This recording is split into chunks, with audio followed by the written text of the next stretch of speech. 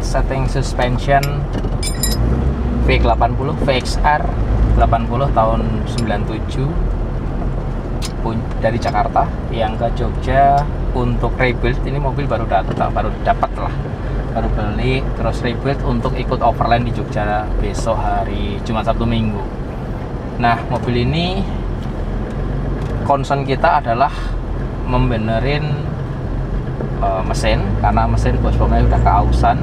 Jadi kemarin lost power, asapnya putih, terus RPM-nya tidak lebih dari 3000, cuma 3000. Gaspol itu cuma 3000, walaupun giginya sudah L2 tetap 3000. Artinya bospom itu ada kendala dan tidak bekerja dengan normal.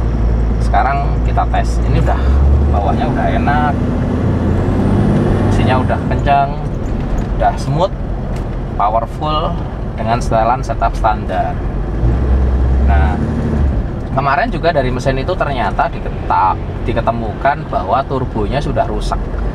Rusaknya karena satu makan oli, yang kedua asap putih itu dari oli yang kebakar di turbo. Sama begitu kita bongkar, turbonya udah kocak banget. Jadi memang sudah makan oli dari situ. Usia turbonya udah 25 tahun, mungkin dari maintenance oli sebelumnya itu kurang bagus. Jadi turbonya bisa rusak. Kalau turbo ini memang awet enggaknya sangat tergantung sama oli atau oli yang kita pakai. Rekomendasinya kalau untuk V80 boleh pakai liquid moly yang harganya masih oke, barangnya dicari dapat. Liquid moly yang warna ungu itu oke lah, oke. Salah satu yang rekomend. Nah, untuk sektor mesin kita rebuild bospomnya kita rebuild, tapi tidak kita racing-racingkan, sedikit aja tok. Kita bikin solarnya nambah, terus karena turbonya kita ganti turbonya dari Thailand, dari mereknya Flex, serinya F50, bodinya F50, blade-nya yang 50 mili. Kan Flex F50 F55 itu ada beberapa blade, 48,5, 50, 52, 51,5 ada. Ini yang 50 dan kita setting di bus 1,3 bar. Karena kalau lebih dari itu maticnya biasanya slide, gak kuat. Nah, turbo ini sangat murah. Harga turbonya sama kit flanknya segala macam sama selangnya, jadi tinggal kita plug and play. Tuh V80 itu kurang lebih harganya 15 jutaan. Tetapi dengan turbo yang sebegitu tidak turbo jelek, turbo bagus juga, karena udah kita pasang di KD mobil-mobil common rail, dan bisa busnya, bisa rate-nya sama dengan G turbo, bisa 2,5 bar.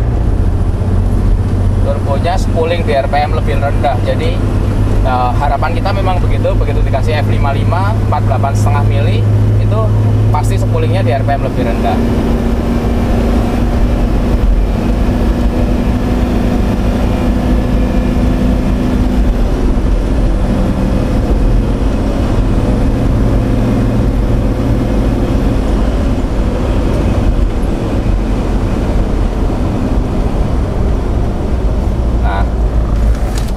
Terus kalau masalah suspension, ini bushing kit udah diganti Super Pro semua. Terus shock breakernya pakai Ome BP51 tapi dengan per standar, karena memang customer kita tidak mau ganti per, jadi pernya tetap standar tapi shocknya di-upgrade pakai Ome BP51.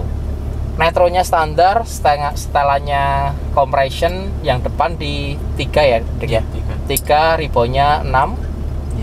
Yang belakang kompresi 1 ribonya 5 dengan ban BFG 285 ya. Ini 285 atau 275 ya? 285 75 16 32,5. Jadi bedanya kalau kita balik lagi ke turbocharger CT26 itu punya blade sekitar 46 mili. Kita upgrade compression wheelnya jadi 48,5. Exhaust wheelnya itu mirip banget diameternya. Otomatis spoolingnya turbo ini pasti di RPM lebih rendah. Dengan spooling di RPM lebih rendah, harusnya mobilnya kita ngegasnya lebih sedikit, sudah busnya sudah keluar. Jadi mobilnya kalau dipakai hari-hari lebih irit, lebih enak, lebih nyaman dan lebih smooth gitu. Tidak tidak nyentak-nyentak. Nah, itu karakter itu bisa dibangun dari turbo apa yang kita pasang. F55 ada yang 50 mili, ada 51, ada 52, macam-macam. Nah, itu karakternya beda-beda, tergantung kebutuhan dan setup bospomnya. Ada banyak turbo diesel yang dikembangin atau di-develop oleh Flex Thailand. Itu harganya murah banget, tetapi bukan turbo murahan, bukan turbo jelek, karena kita pakai di Innova kita udah 2 tahun nggak rusak. Di balap juga banyak sekali pakai, bahkan di Indonesia ini rata-rata kalau sudah ngomong anak-anak diesel Flex semua, karena murah, oke. Dan itu bisa juga dimasukkan ke mobil-mobil Jepang seperti ini, atau mobil Eropa pun bisa. Yang penting ukur dulu AR-nya, air ratio-nya. Paling gampang sih ukur blade, gitu loh. Ukur blade. Nah, memang kalau 48,5 ini tidak kita setting untuk cari power yang gede, tidak kita setting untuk high boost sebenarnya. Kita setting untuk penggunaan harian yang smooth, nyaman, awet gitu. Kalau mau yang high boost pakai 52 mili. Suspensinya oke ya, ya. Kurang keras. Oh, pas ya. Empuk banget ya, enak banget ya. Tinggal sepeling setirnya nih, sampai sini. Dikurangin jadi.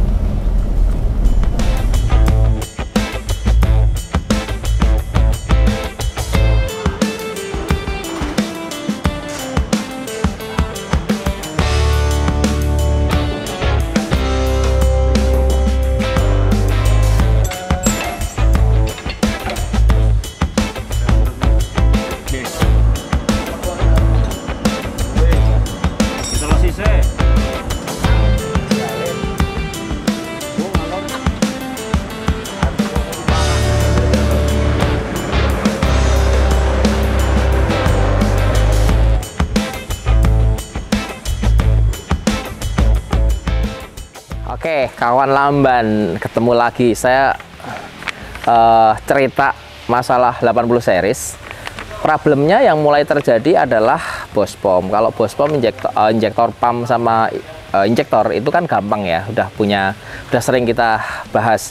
Nah, ini yang kedua problem yang sering terjadi sekarang, yang harganya relatif mahal, itu adalah turbocharger. Kasusnya adalah mobil temanku ini turbonya rusak, kondisinya sudah kocak dan asapnya mesin itu putih, asapnya knalpot. Ternyata asapnya itu oli yang terbakar dari turbo yang kocak. Nah, itu terjadi karena apa ya? Karena turbonya rusak. Turbonya rusak itu terjadi karena apa? Karena maintenance-nya nggak bagus. Maintenance turbo itu dari oli. Jadi kalau olinya nggak bagus, turbonya pasti gampang rusak. Dan yang kedua adalah dari overheating mesin, karena turbo itu didinginkan oleh oli dan air radiator. Kalau air radiatornya overheat, olinya encer, nggak bagus, pasti turbonya rusak. Nah, itu hati-hati teman-teman yang punya mobil diesel maupun bensin yang teknologinya turbocharger, hati-hati. Kualitas oli itu menentukan awet enggaknya turbocharger. Nah, sedangkan kalau kita mau beli OEM turbonya, itu harganya nggak murah bos, 32 jutaan. Terus solusinya gimana? Ada beberapa solusi cartridge. Cartridge aku tidak sarankan. Saya pernah beli cartridge mulai dari yang harganya 1,5 juta sampai dengan 4,5 juta, 6 juta, sampai import sendiri cartridge nggak sampai 2 tahun bubar karena Cina semua, dan Cinanya mungkin nggak bagus ya. Terus yang kedua, ganti turbo unit CT26 kan turbonya yang dari Cina gitu loh, yang harganya kalau aku import itu 6 jutaan kira-kira di Cina. Sampai sini 2 tahun nggak sampai, bubar lagi. Terus akhirnya develop. Kita kan develop turbo untuk balap kan di Thailand, mereknya Flex gitu loh. Nah, itu kita coba ukur, ternyata kita punya dimensi yang mendekati CT26 tetapi lebih upgrade sedikit. Nah, itu yang kita cari. Serinya adalah F55, blade-nya yang 48,5 sampai dengan 52 mili. Nah, kita tinggal pilih kebutuhannya apa. Nah, coba kita pasang di V80 ini, ternyata enak banget. Kita pasangnya yang 48,5, kita set up boost di 1,2 1,3 bar. Jadi spoolingnya di RPM lebih bawah, mobilnya lebih smooth karena dari bawah sudah keisi. Kurvanya turbo tidak gitu, tapi gini Kenapa? Karena blade-nya yang belakang itu lebih kecil sedikit, blade-nya yang depan lebih gede. Kompresor wheel-nya itu dari 46, standarnya V80 CT26 jadi 48,5. Itu sangat pengaruh. Nah, itulah yang membuat mobil ini jadi smooth tapi powerful terus. Nah, itu yang kita cari. Nah, harganya murah. Nah, cuma turbo ini universal, jadi kalau dipasang nggak mungkin plug and play, kita harus bikin adapter. Nah, kalau kita jual di Laman Garage plus adapternya itu kira-kira 14,5 jutaan lah. Nah, itu sudah sangat proper, jadi salah satu solusi. Turbo ini kuat sampai bus kira-kira 2,5 bar. Sedangkan kita hanya setup di 1,2, 1,3. Nah, ya pasti awet banget gitu loh. Nah, itu salah satu solusinya. Selain G-Turbo juga ready. Kalau G-Turbo terbaik lah emang. Nah, terus kita balik lagi ke eksterior. Mobil ini karena mau dipakai untuk overland, makanya harus ada winch. Tapi pengennya mobilnya kelihatan looks-nya tetap standar. Ini ada bracket winch yang 100% made in Metalcraft. Anak-anak belakang bikin. Ini ada lubangnya, tetap angin tetap masuk. Tapi bracket winch-nya kuat dan simple. Dipadu sama lampu kuning dari Pia LPX 570. Ini lampu kuning terbaik lah menurutku untuk teman-teman yang di daerah kabut, di daerah Bukit Tinggi, di daerah Papua, di daerah-daerah yang ada kabut banyak. Ini salah satu lampu yang boleh dibeli. Ini lampu kuning spot menurutku salah satu yang terbaik. Yang lampu kuning ya, warna kuning.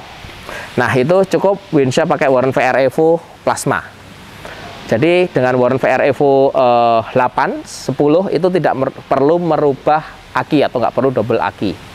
Pakai standar aja cukup mampu, dan ini sudah mampu untuk narik mobil untuk recovery. Lalu correction yang kedua adalah suspension. Pasti V80 itu suspensionnya nggak begitu enak. Untuk menjadi enak dengan ban 285 75 16 BFG ini pakai per standar ini pasang Ome BP51. Suspensionnya pakai Super Pro dan di setup sifat nyaman untuk daily use, karena mobilnya tidak dipasangi tenda, tidak dipasangi pemberat yang lain, cuma nanti akan dipasang crossbar sama rooftop tent, sama awning. Jadi cukup dengan per standar. Tetapi suatu saat pasang tenda harus ganti per, setup suspensionnya, shocknya harus disesuaikan atau dirubah lagi. Nah, lalu mobil ini oh ya, karena mobil ini matic, kita pengen maticnya itu awet, salah satunya harus masang external oil cooler. Jadi oil cooler standarnya ditambah oil cooler lagi di depan. Dengan olinya yang terjaga suhunya, pasti oli itu viskositas atau kekentalannya terjaga.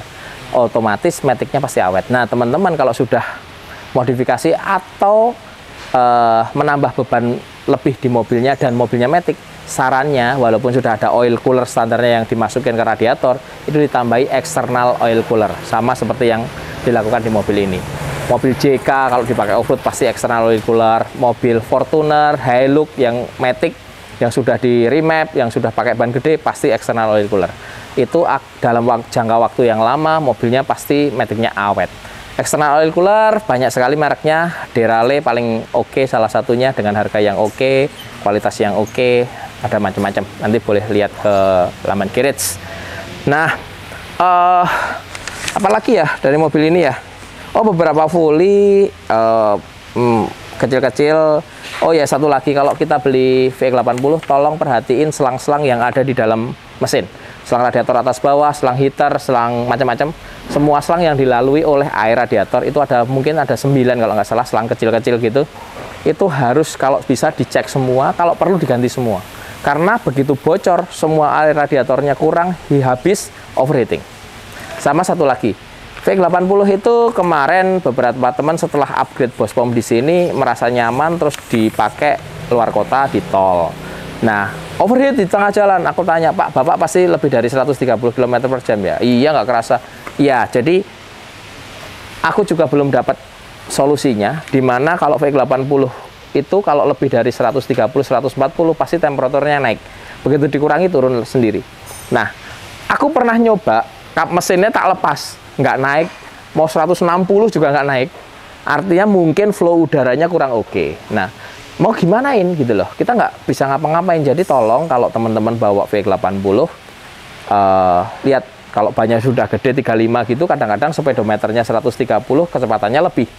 Nah, itu hati-hati, pokoknya di range 120 itu udah lihat-lihat temperatur. Kalau temperaturnya mulai naik, kurangi dikit, pasti turun gitu loh. Bukan karena mesin rusak atau cooling sistemnya bermasalah. Karakter dari mobilnya begitu. Sama seperti JK tahan 140 terus, naik pasti gitu loh. Jadi hati-hati yang punya V80, karena kalau sudah overheat masalahnya panjang gitu. Nah, ini kita finishing, besok dipakai langsung untuk overland di Jogja. Jadi mobil ini langsung dites oleh pemiliknya, langsung overland Jogja 3 hari.